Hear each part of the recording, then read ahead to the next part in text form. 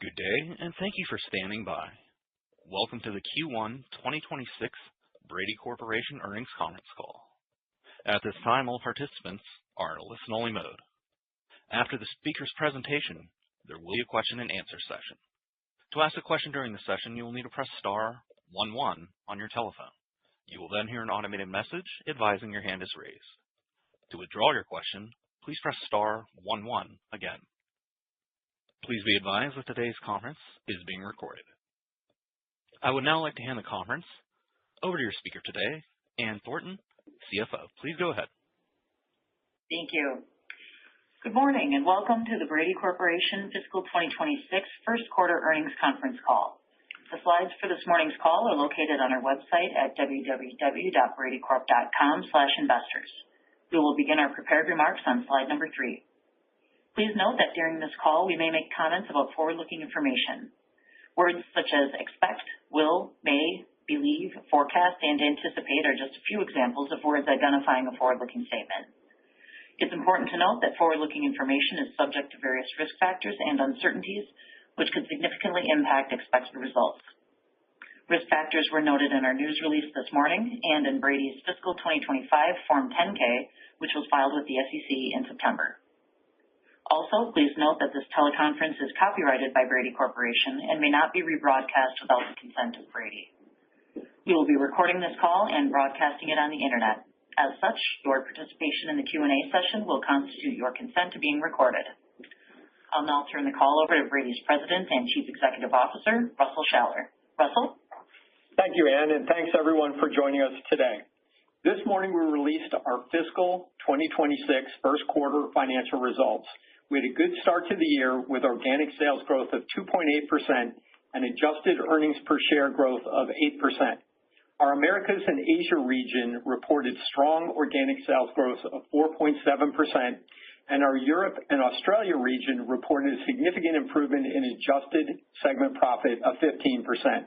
This was a direct result of the actions we took to streamline our cost structure in the region last year. Our team executed well, and we have started the year on a positive note. Before we go into Brady's financial details, I want to talk a bit about our connected products. Brady has spent the last several years building out a marking and tracing solution that is uniquely easy to use for our customers. As an example is our fantastic new app called Brady Scan, which is available in Android and Apple versions. It is an industrial barcode scanning app that consolidates the entire scanning workflow and it communicates seamlessly with our printers. You can instantly generate scannable barcodes with both image-to-barcode and speech-to-barcode technology. A built-in security check monitors for malicious QR codes, and error correction automatically repairs damaged QR codes, resulting in maximum readability. You can scan and input barcode values directly into Google Sheet with no download or export required, and every barcode scan is automatically geotagged, allowing for complete traceability with location accuracy. Our goal with this app is to make barcode reading, barcode generation, and barcode printing an entirely seamless experience for our users, making track and trace easier than ever before. With this software, our customers can use their phone to create barcodes, instantly send those barcodes to a Brady printer, print them on our high-performance adhesive labels, and create a time and location stamp with our geolocator. This is one of the many steps we are taking to integrate our lasers, readers, and printers into a single, easy-to-use platform. Now I'll turn it over to Ann to provide more details on our financial results. Ann? Thank you, Russell. We had a good start to the year. Organic sales grew 2.8% in the quarter, which was led by our Americas and Asia region with organic growth of 4.7% in the quarter. We also reported strong growth in our adjusted pre-tax income as well as our adjusted diluted earnings per share in the quarter, while funding a significant increase in R&D. And we finished the quarter in a net cash position, which continues to give us the ability to invest in both organic opportunities and strategic acquisitions in the future. Slide number 4 details our quarterly sales trends. Organic sales were up 2.8%, acquisitions added 3.2%, and foreign currency translation increased sales by 1.5%, for total sales growth of 7.5% in the quarter. Turning to slide number 5, this details our quarterly gross margin trending. Our gross profit margin was 51.5% this quarter compared to 50.3% in the first quarter of last year. In last year's first quarter, we closed on the acquisition of Gravitech, which requires purchase accounting adjustments to recognize the fair value of inventory acquired. These adjustments reduced last year's reported gross profit margin by 110 basis points in the quarter. So without this acquisition-related adjustment, gross profit margin was 51.4% last year. Our gross profit margin continues to be strong as we realize the benefits from our sales growth coming from our engineered products. Turning to slide number 6, you'll find our SG&A expense trending. SG&A was $117.6 million this quarter compared to $111.8 million in the first quarter of last year. As a percent of sales, SG&A was 29% compared to 29.7% last Q1. If you exclude amortization expense from each of the periods presented, as well as other non-recurring acquisition-related costs incurred in last year's first quarter, then SG&A was 27.7% of sales in the first quarter compared to 28.3% of sales in last year's first quarter, which is a decline of 60 basis points. We continue to invest in growth through acquisitions through additions to our sales force, as well as selected geographic expansion in Southeast Asia, which we're more than funding with efficiencies throughout our SG&A support functions. Slide number 7 details the trending of our investments in research and development. We continue to increase our investment in R&D within both our organic business as well as our acquisitions from last year. R&D expense was $23.3 million, or 5.7% of sales this quarter, which was an increase from $18.9 million, or 5% of sales last year. We funded a 23% increase in R&D in the quarter and still grew the bottom line. We've proven over time that our best ROI comes from our engineered products. Russell just discussed our new app, Brady, and we have a very exciting lineup of products set to launch this year. Turning to slide number 8, this shows the trending of our pre-tax earnings. Pre-tax earnings on a GAAP basis increased 16.5% from $58.8 million to $68.5 million in the quarter.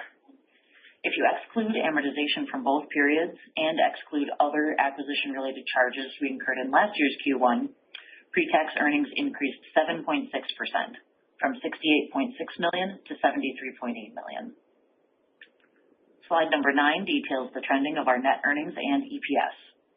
Our net income increased 15.3% in the quarter from $46.8 million to $53.9 million.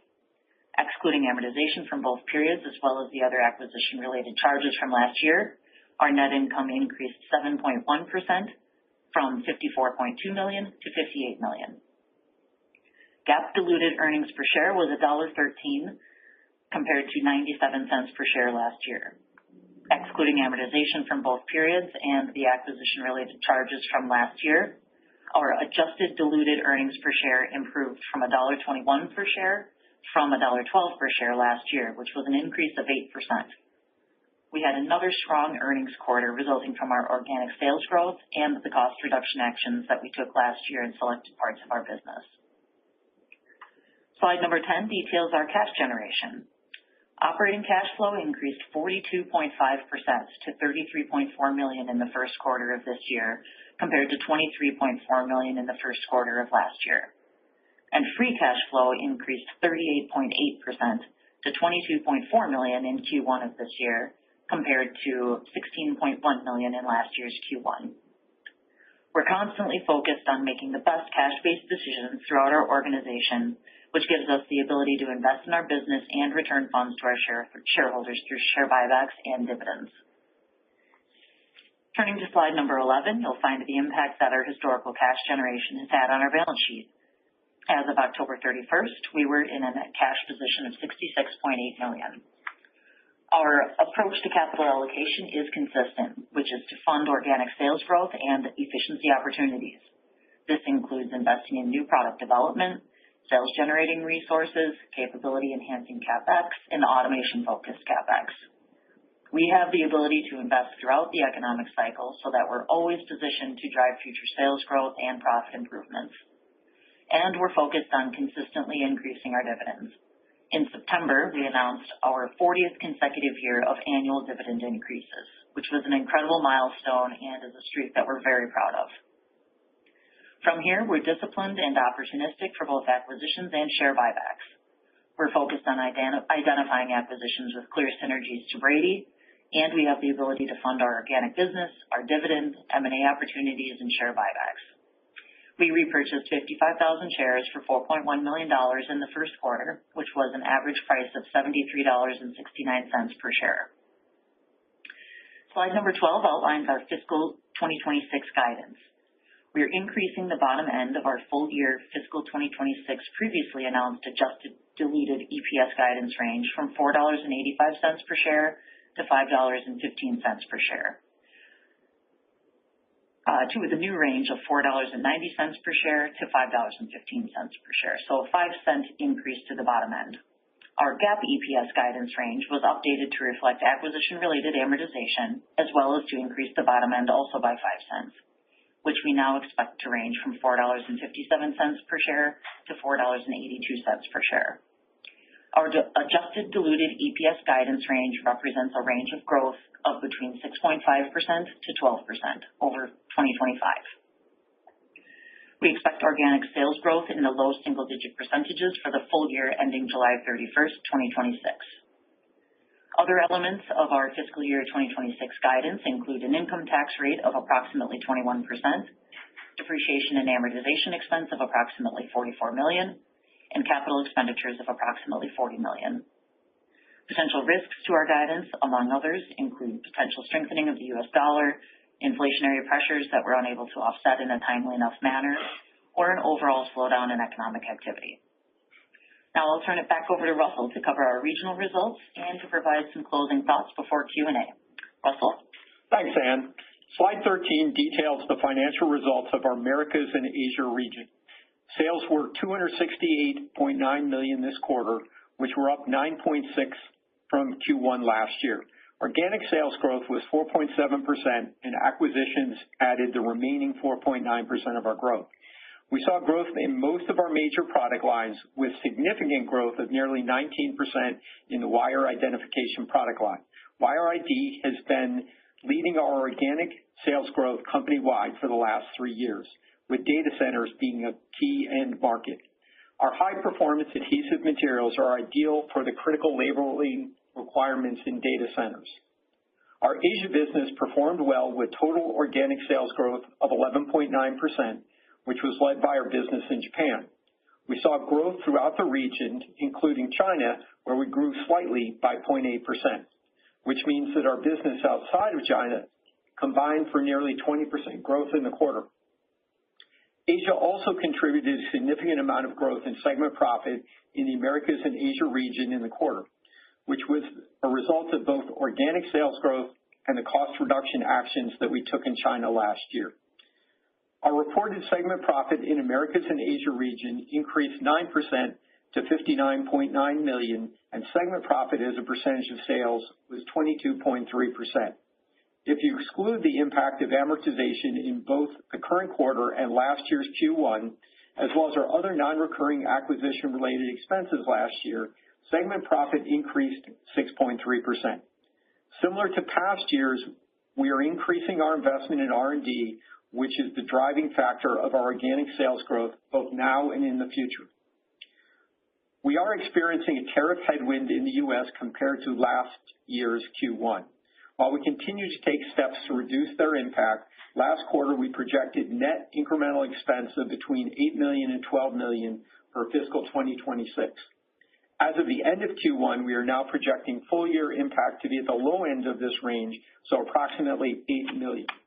Slide 14 details the financial results of Europe and Australia region.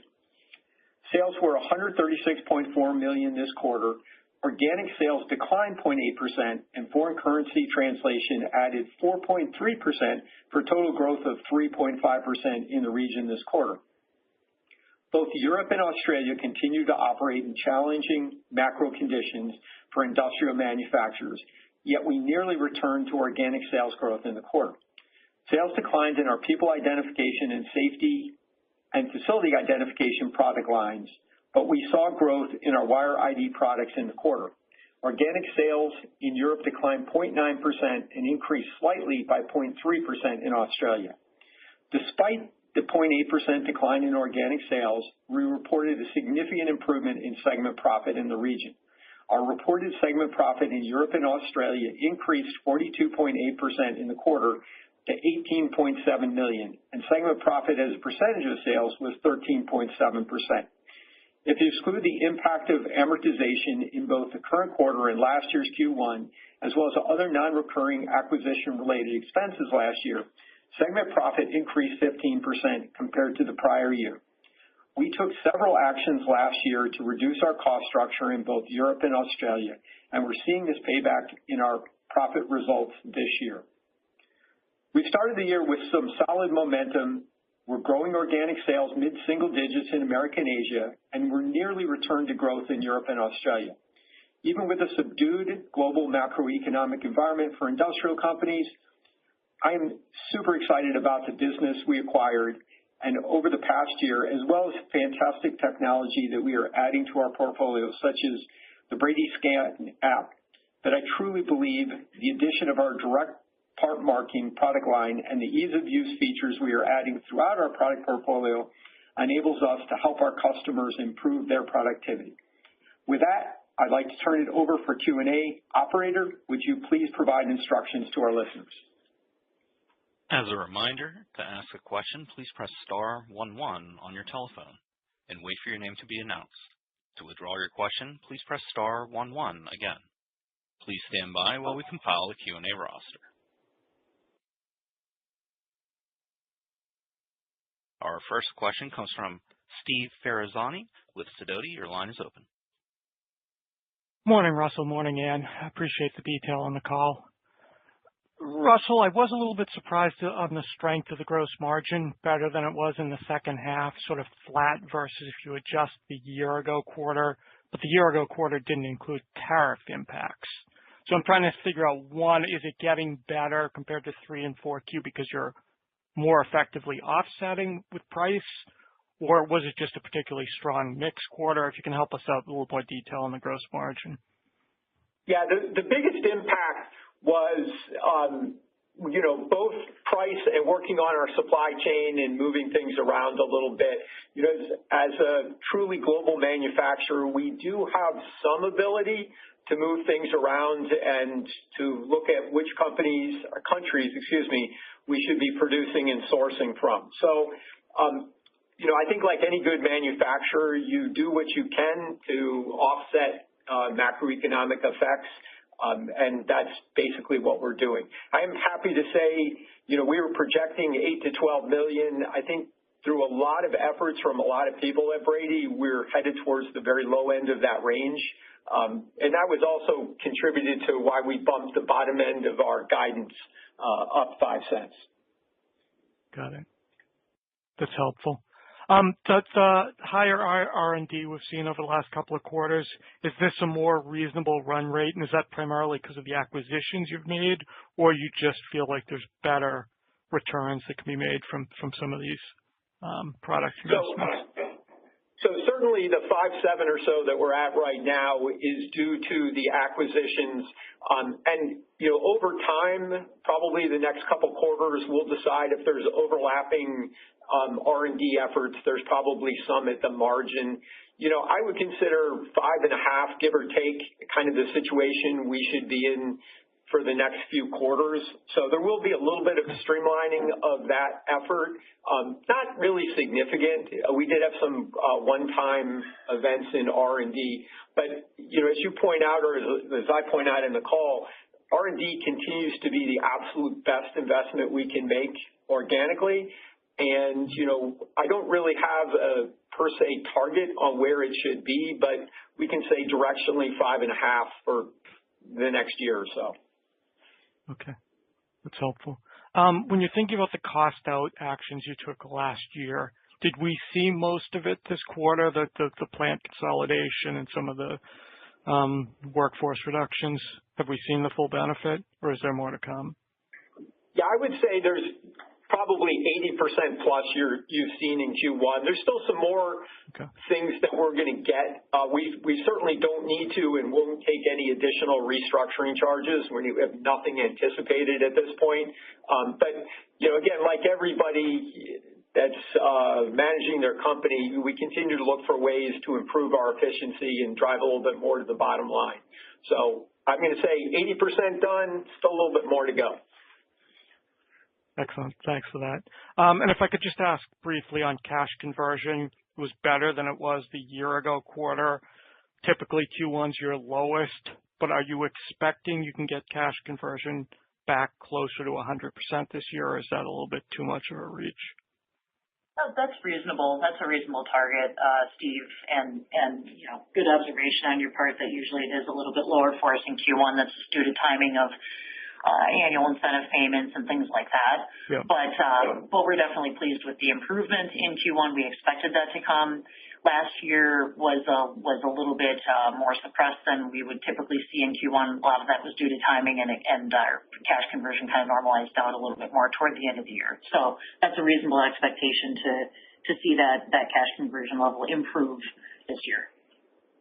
If the inventory line still seems pretty high, is that because of the acquisitions or the consolidation or a few things? It's a few things. Honestly, there's a little bit due to the acquisitions, but they're not overly very large either. So we made some decisions a few years ago to stock more of our absolutely highest running products.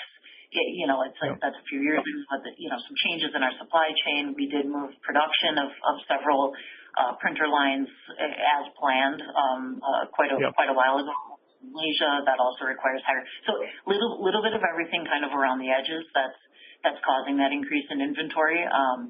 We're always looking for opportunities to work on those levels, but we would expect it to probably not increase too terribly much from here and kind of normalize capital to more of a neutral level.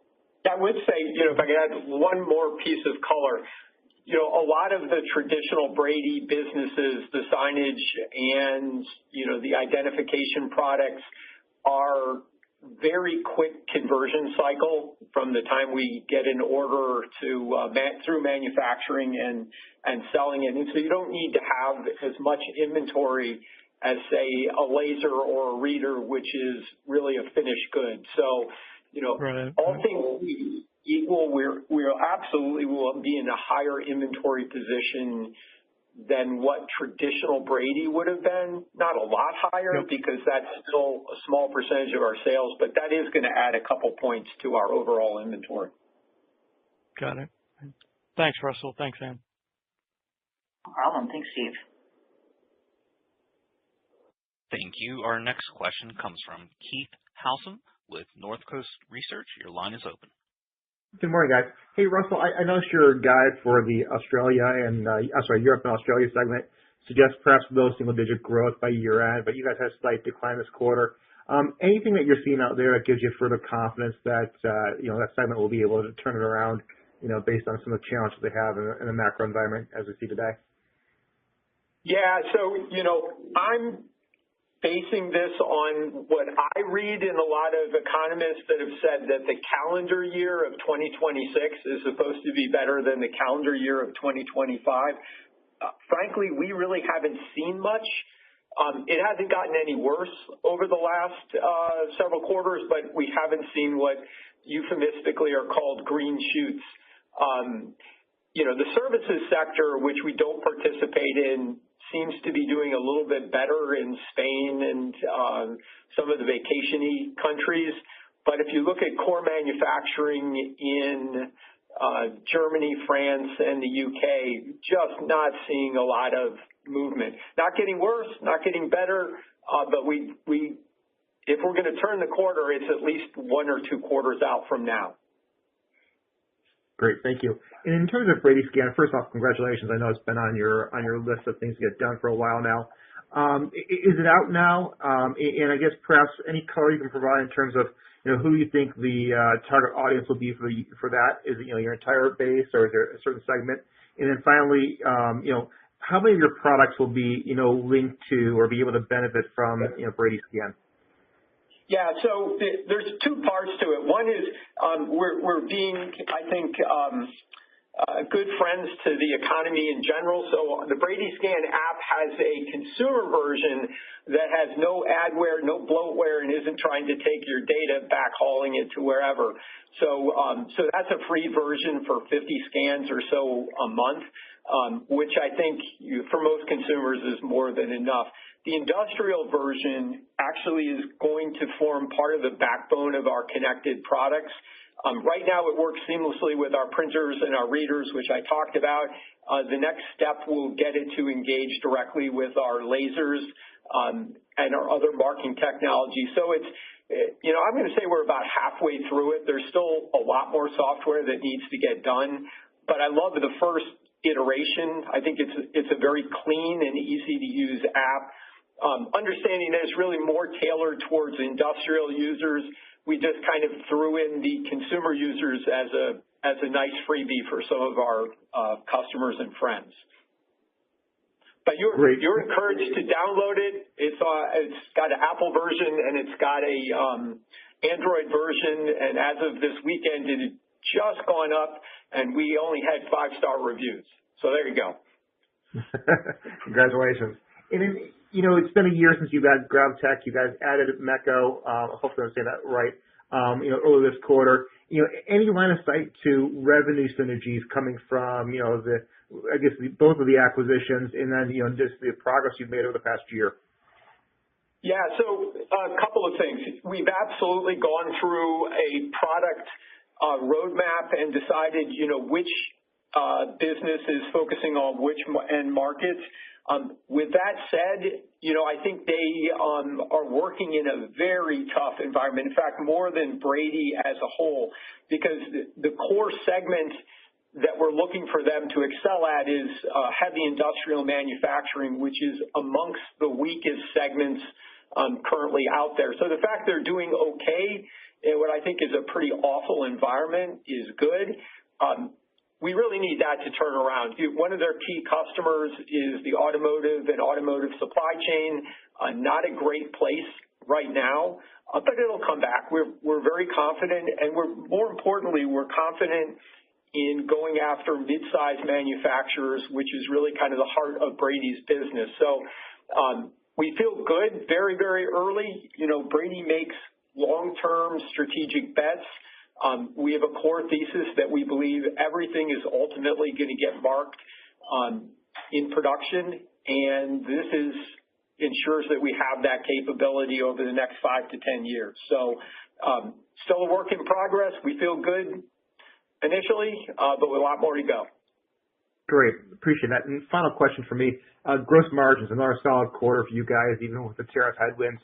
I know you guys are hesitant to suggest that, gross margins can be above, that 50% range, but yet you guys have been able to deliver that, with the challenges that you've had.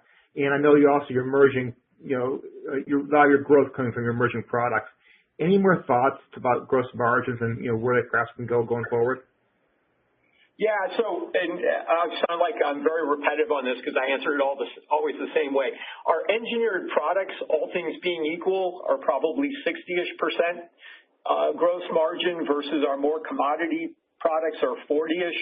So the more we have engineered products, the more our gross margin will expand. But we don't have a target because all of these products are delivering significant cash flow and return on invested capital. So yeah, there's a little bit of help due to our portfolio as it slowly changes.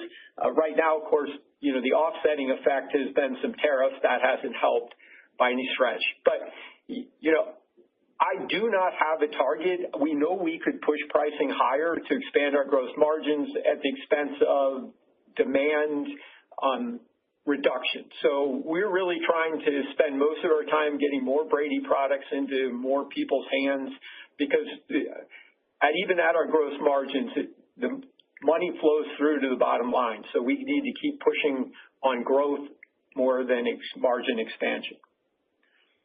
Great. Thank you. Good luck. Thank you. Thank you. I'm showing no further questions at this time. I would now like to turn it back to Russell Shaller CEO for closing remarks. Thank you for your time today and for your questions. Brady is on a journey to help our customers have a safe and productive workplace. Our visual safety and facility identification portfolio, combined with Brady's productivity solutions, help our customers comply with a wide variety of regulations, including the upcoming GS1 standards and new European Union product labeling requirements. Even with a challenging tariff regime and a tough manufacturing macro environment, we are growing sales and increasing profitability. As always, we're keeping our focus on what we can control and continue to move forward with long-term consistently in mind. Our increased investment in R&D is a direct reflection of our view on the long term, as our engineered products have proven to be the primary driver of our growth. We pride ourselves on the diversity of our end markets, and our R&D investment gives us the ability to engage with an ever broader set of customers. We do expect to continue to be impacted by incremental tariffs, but we believe that our global manufacturing presence and largely in-country manufacturing, as well as our geographic diversification, helps us to mitigate some of this effect. We're being creative and we're adapting quickly, and I'm very proud of the team and their tireless efforts in this changing environment. I'm optimistic for the rest of the year and the long term for Brady's ability to continue to deliver improved results for our shareholders. Thank you for your time this morning. Operator, you may disconnect the call. This concludes today's conference call. Thank you for participating. You may now disconnect.